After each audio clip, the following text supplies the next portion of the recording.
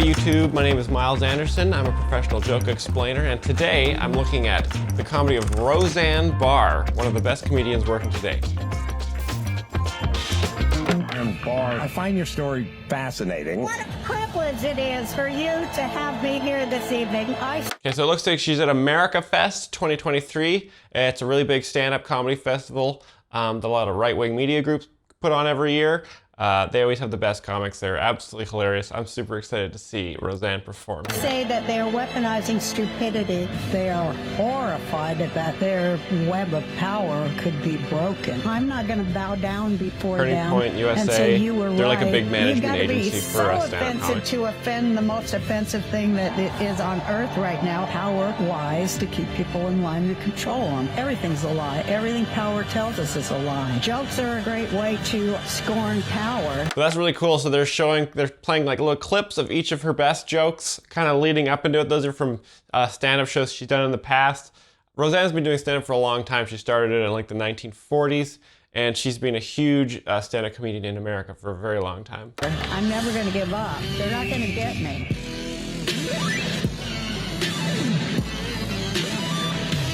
Crowd loves it. Here she comes.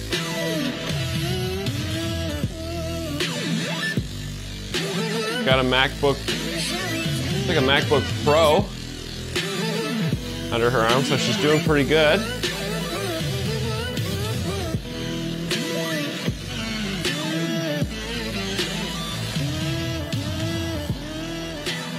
That's a funny visit. I don't know if she's trying to yell into the microphone and the sound guy just doesn't have any audio output from her microphone, or if she's just sort of pretending to yell like a warrior with a MacBook.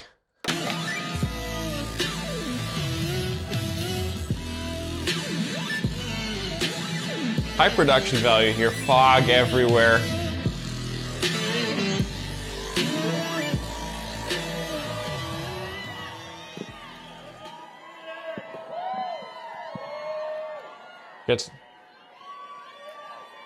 Okay, so that's really interesting. Like sometimes, you know, comedians will memorize their act, but I guess she's just got so much material that she brought out her MacBook Pro there.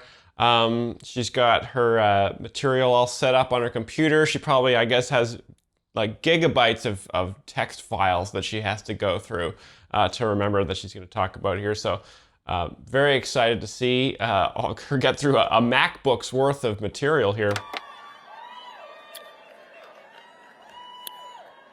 Hi, y'all. Sounds like she's got a bit of hard candy in her. Greetings, humans. So nice to see you here. So nice for you to come out here. So nice for you to know enough to be here. Close the lid of the MacBook there. From the bottom of my heart, I just have to bless you and honor you for being emotionally and intellectually alive during this great beatdown that we're living through right now. So she's just sort of complimenting the crowd here. This is pretty standard for comedians. You know, they'll go out and ask and you know, say, I'm so grateful to be here tonight. Thank you all for coming. So she did that in a bit longer of a way, but that's kind of how she does her comedy. Very good. A round of applause for keeping your brains working, for keeping your souls clean. Asking for a round of applause. Your ears open and your inside eye, your inside hidden eye. The one that, like, God really sees in you and nobody else. You know what I mean? Okay, so so the joke there is she's talking about imagining a tiny eyeball or something inside yourself that God looks through, which is of course absurd. So the joke sometimes, you know, that's a bit over their head maybe, and then she says, "You know what I mean," which is like kind of a callback to, you know, in the old days when a stand-up comedian wouldn't be doing very well, they might say like, "You guys, you know what I mean? Is this thing on?" So she's kind of hearkening back to comedy of the old days. It's very funny stuff. Thank you for caring about God. Thank you for caring about your country.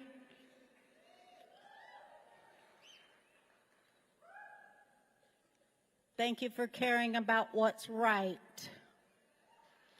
It's really brave, honestly. A lot of comedians, you know, when they go on stage, they immediately start trying to say something really funny.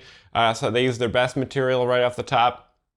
She's been doing this for decades and decades. She's not doing it really for laughs anymore. She knows she can go out there, and she's very comfortable in the silence. You can see she's not disturbed. She's working on that hard candy, just trying to get through it. I hope that, I'm not, the hard candy's kind of a new bit I've never seen before with a comedian. I've never seen them really kind of, process food in their mouth while they're talking into a microphone. But again, this might be an experimental bit. I don't know. I'm excited to see where it goes. Okay, she looks like she's going to get to the jokes now. She's got the MacBook open. I wanted to be all encouraging and talk about stuff like that. But of course I can't find my dang notes because I don't know how to work these whatever computers they got. I don't know how to do it. I lost all my notes. What the heck? Oh well. Okay, I don't know if this is a joke, but I mean, Roseanne, like I said before, she's about 130 years old, so using a computer, I imagine would be a little bit complicated for her. I mean, she was around before there were airplanes or cars or things like that, so a computer is a very complicated piece of technology, so it's kind of funny that she's struggling with the computer. Doesn't matter though, I'm sure she's got her material memorized. She probably just has a lot of information to get through here. What do you want to talk about? Yeah, time to throw out the MacBook. You want to talk about how great it feels to like fight.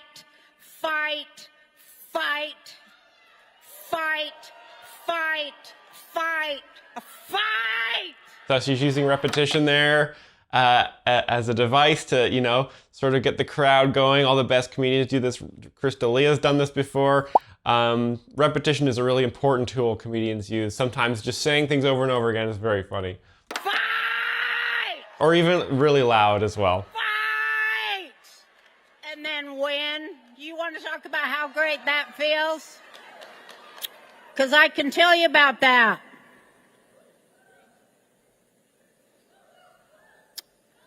I can tell you about a lifetime of that fighting for something I thought was right.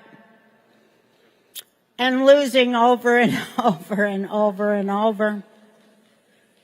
And being attacked over and over. Like you can't even believe it. If I was to go into it, you wouldn't even believe it. It's like not even real. Working on that hard candy there. Not even real that they said this to me. Well, we're not talking about you, Roseanne Barr. We're talking about Roseanne Connor, the character that isn't you because we own her and had nothing to do with you.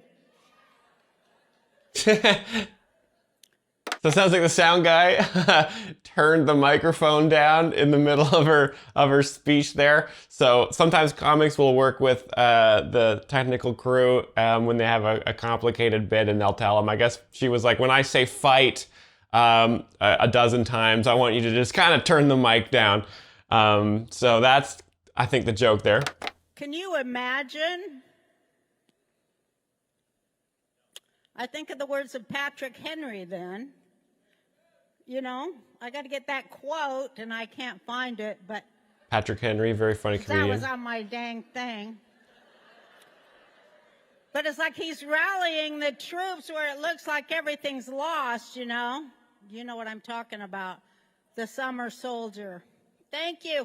Hey, here is my son bringing me. Thank you, son. Because, Thomas Paine, yeah. Thank you, son. No, I wanted to first read Patrick Henry.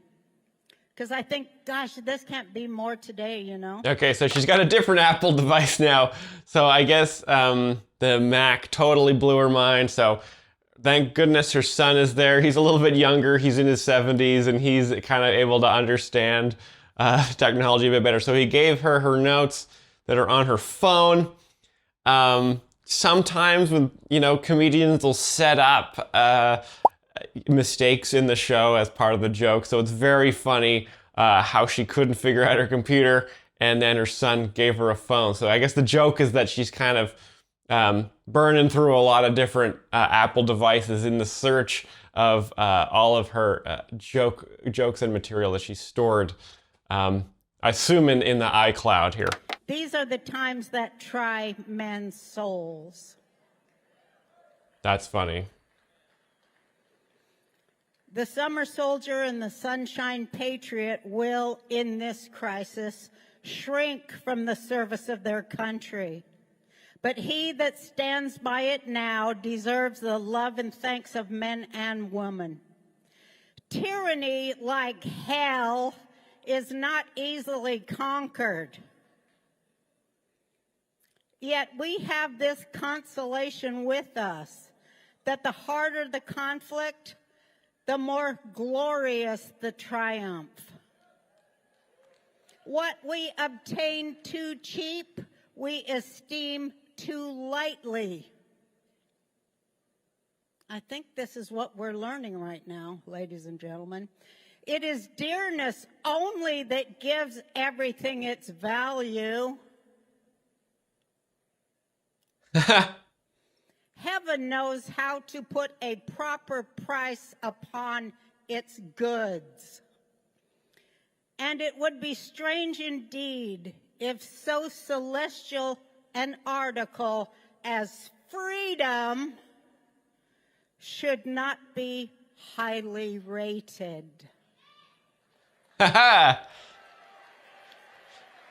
So you can kind of tell sometimes she's got really good pacing, so at the end of that whole bit there, that was the joke, because she sort of just stops and leaves a little pause there, so that's when it's time to laugh. Crowd loves it. This from Thomas Paine, because it's so right now too. Thomas Paine, very funny comic from, started out with Roseanne back in the day. Upon all. Not on this state or that state, but on every state.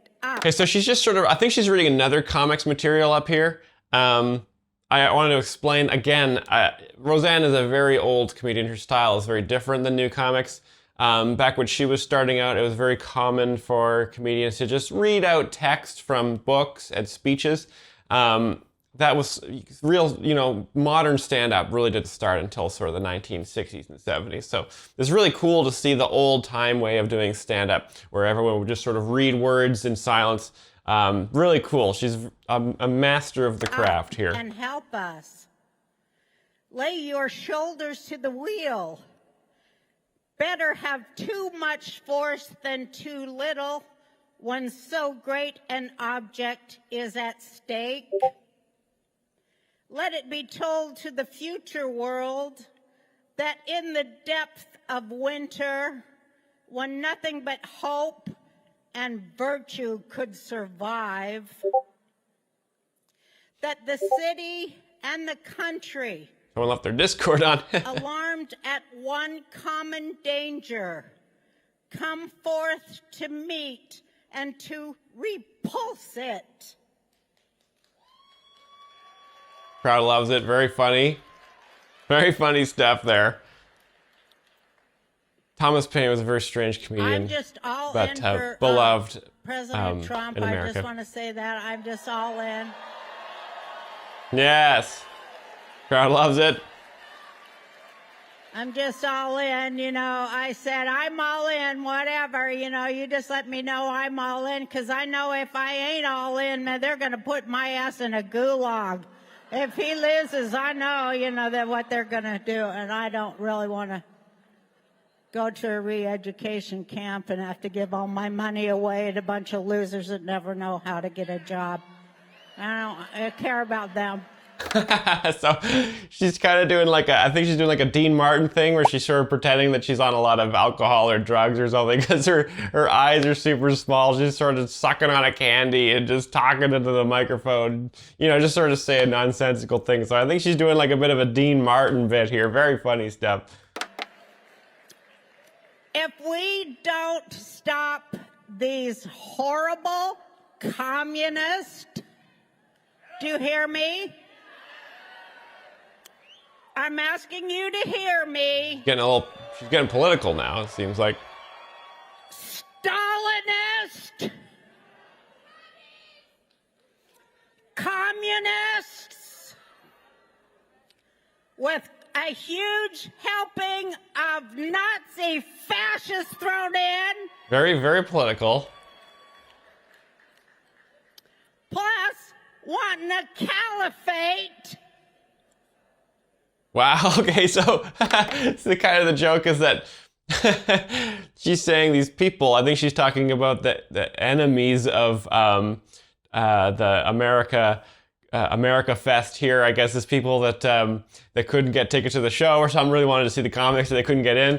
I don't know if they're outside or something, but anyway, she's saying that they're communist and fascist, which I think is impossible. I think those are on both ends of the spectrum. Stalinist and I forget the other one she said, but she's kind of mixing them all, so it's kind of just nonsense. So that's why the joke is that someone couldn't be a communist and a fascist at the same time. Oh, she mentions Nazis as well. And Stalinists. So Stalin and Hitler were famously not really on the same page in history. So it's kind of funny to think that someone could be fans of both dictators. You know, it would be like being Team Edward and Team Jacob at the same time. It's just impossible. So that's the joke there. Super funny stuff. To replace every Christian democracy on earth. And a caliphate, now, of course. Being, yeah. Occupied. Do you know that?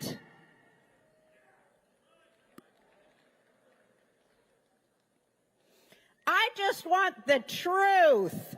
We deserve to hear the truth. That's what we want. And that's what we want, the truth. We don't care which party is wrong. We know they're both nothing but crap.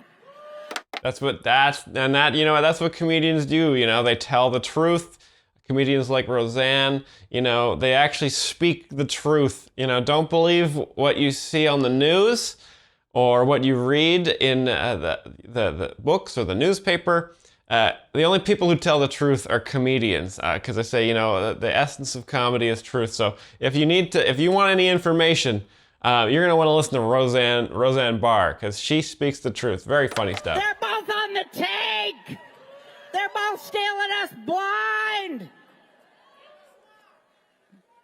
We just want the truth about everything that we fought and died and suffered to protect. We want the truth. I think she's just kind of improvising here. Crowd loves it. Because we deserve it. And we deserve to have an election with paper ballots.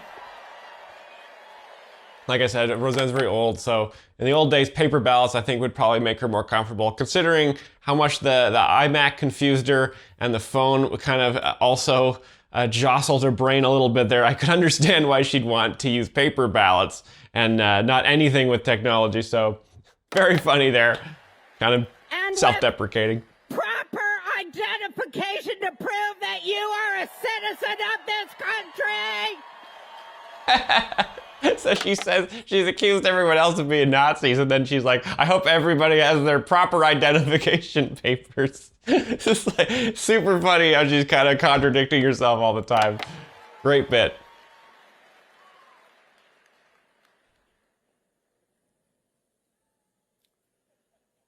And that the public's money shall heretofore belong to the public.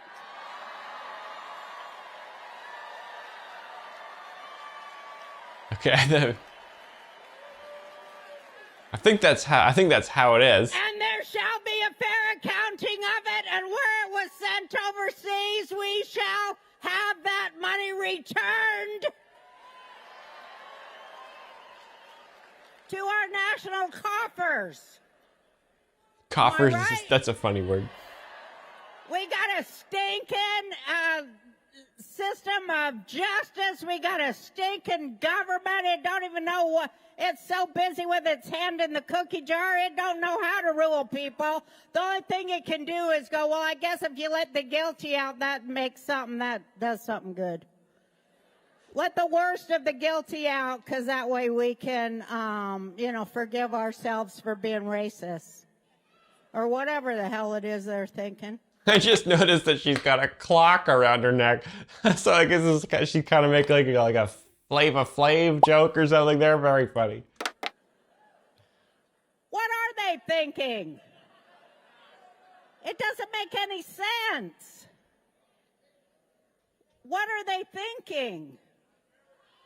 Again, I don't know who they are yet. So I'm hoping that she kind of explains who they are. Why do they shut down the truth at every turn, especially the truth about, like, human health?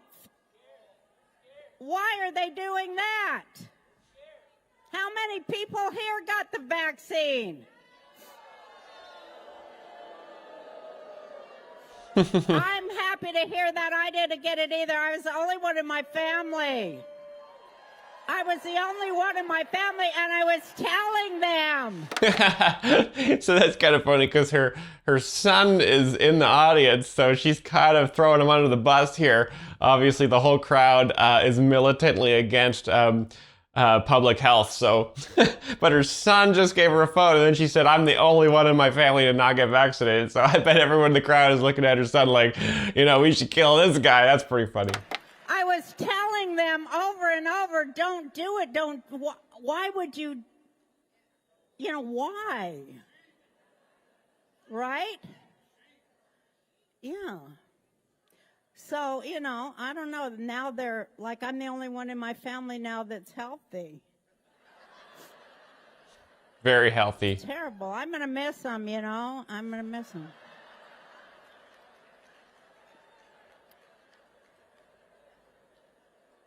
But my nieces, Yeah, see, so between her jokes, she just settles in the silence. A true professional knows how to work with the silence. They're not, like, early comics are always trying to get laughs all the time. A pro who's been doing it for as long as she has knows that the silence is a tool in the craft. They're all, everyone in my family's a libtard, and and they're mostly gay. Again, her son's right there in the crowd. This is brutal. What a mean mom. Don't sit in the front row at a Roseanne comedy show if you're in her family. Gay too, like gay and libtard. Whoa, that's a double. Woo! That's some hard MK Ultra mind control to get over there. The LGBTQ mind control and the whatever the hell it is that they got people doing, Well, the lesbians are always saying, you've got to cut off the boys' penises. That world that they're living in that I don't quite get. It's always the lesbians on TV saying, we are for trans operations on boys to remove their penises. Is that weird? I don't know. Nothing makes any sense. Don't know if I've seen that, but make hiding her hair or nothing on the internet. Are we getting invaded by Nephilim from other planets? Is that true? Or are we being invaded by the Nazi breakaway continent down there in Antarctica? Which one? I can't tell. So I think I know it was on that MacBook there. I think she's starting to remember all that material that she had saved. I think she probably had like 50 tabs of material open on her iMac there. So she's just starting to come back to her now. I think the hard candy is finally dissolved, and she's ready to just rip apart this crowd. True. But anyway, my nieces are libtards, and they are really pro the vaccine, and they was all mad when they canceled that Roe v. Wade deal. They was all mad and all, and I said, I go, oh, why are you so upset? You're never going to get pregnant.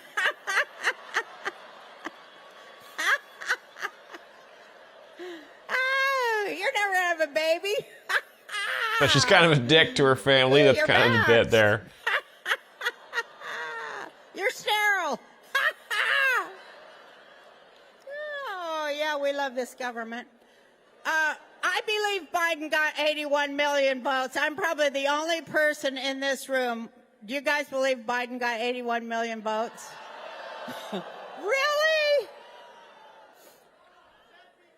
Do you think Biden stole the election from Trump? Okay, I think that's kind of a callback to the paper ballot thing. You know, I think she's maybe implying that it would be easier if it was paper to count instead of having a bunch of electronic tallies, which is obviously a joke because it is a lot harder to count something physically 81 million times than using a calculator or barcode. So I think that's kind of a Are you self-burn kidding? or something. You guys really think that? Oh my God, you don't watch CNN, obviously. You guys are ill-informed of things. I don't know where you're getting your information. Hold on, CNN, a very funny network. But thank God you are getting information. I mean, there's an old Jewish proverb that said, don't pee up my back and tell me it's raining. Pee But Pee that up is what my they're back. doing Now to that's us. funny. They're peeing up our backs and tell us, oh, it's raining. See, like, a normal, like a civilian who doesn't do stand-up might say, pee on my bag, which is kind of funny, but peeing up your bag, now that is way funnier. It's all in the details. Imagining someone pissing up your back is so much more visceral than someone just peeing on it. So she's really thought a lot about every word that she's saying here. You're out in the rain. A lot of silence. She's totally fine with the silence. Oh, you're so funny.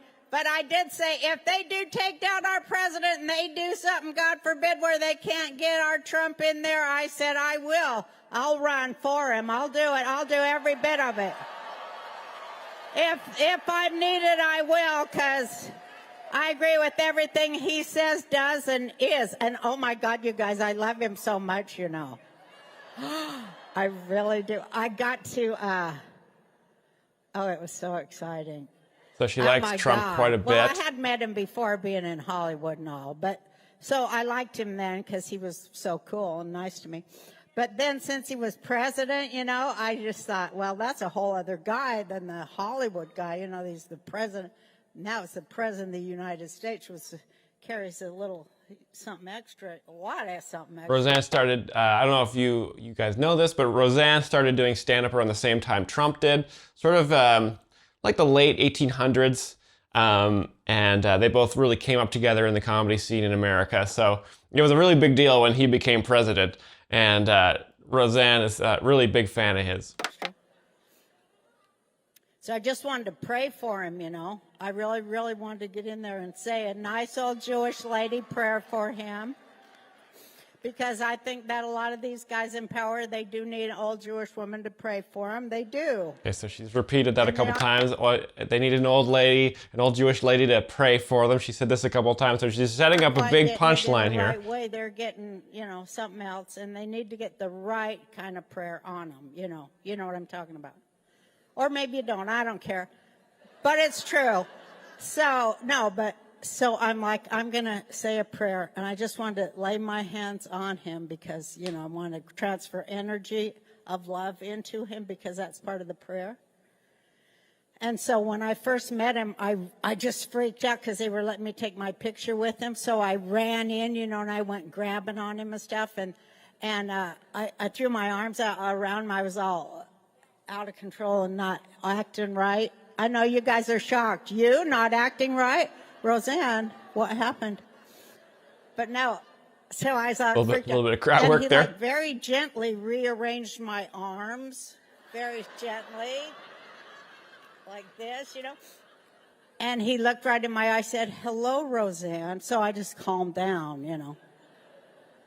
But then I did have the opportunity to give him a hug. Can you believe it? I was able to give him a hug, and I just transmitted all the love that I felt that all of you had given me in my time of darkness. I transmitted 99% of that to our president because I know how much he needs it for what they're doing to him, which is what they want to do to all of us. They did it to me too.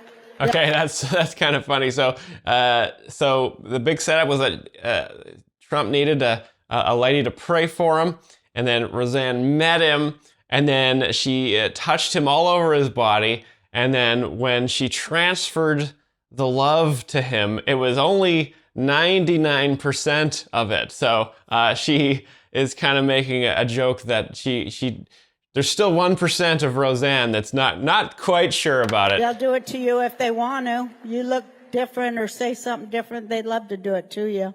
Very funny stuff. So I just want to say our biggest weapon is that we would love each other, and that we would know to cast the blame upward instead of laterally, upward to the people who are actually at fault for all the misery we're going through for no damn good reason whatsoever. And we can stop it too. So it's kind of funny that I think she's sort of concluding her bit here. And she spent the first half of this act sort of calling a large amount of people fascists and communists. And then she's sort of at the end being like, you know, we should all love each other and get along, which is, you know, obviously contradicting her earlier stuff. So I think she's just kind of making fun of how she doesn't really have a unified our own thought native here. Intelligence. The more we talk to each other, the more we'll figure it out. God bless you all. Thank you for having me here. And that was the closing bit. There, she just sort of says, "God bless everyone." Oh, nice. She's grooving out. So she is doing like a Flava Flav sort of thing with her big clock and gets her eye. Nice, that's amazing. She did that without even looking at her MacBook once. Just incredible. I would have, wow. Roseanne Barr, you know, I'm a comedian as well, or I used to be a comedian before I became a joke explainer. And if you know, a lot of the time when I go out on stage, I usually bring a MacBook or, you know, a large volume encyclopedia. And I just sort of reference it throughout my set. And if I wasn't able to do that, if I was like Roseanne and I got lost in my notes, I probably would have totally freaked out and just said some unhinged things. But she's such a pro. She couldn't get her MacBook to work, doesn't matter. Her son's right there to give her an iPhone, and she is able to just riff some incredibly funny stuff right off the top of the head. That's why she's one of the best, and I highly recommend checking out more Roseanne Barr. She had a sitcom in the United States for many decades, and I think she's worth about $700 million. So feel free to check her out online. She's really, really funny, got lots of great stuff. I hope you guys enjoyed this episode of Jokes Explained. My name is Myles Anderson. Please like and subscribe. We'll be doing more in the future, and I'll see you guys in the next one.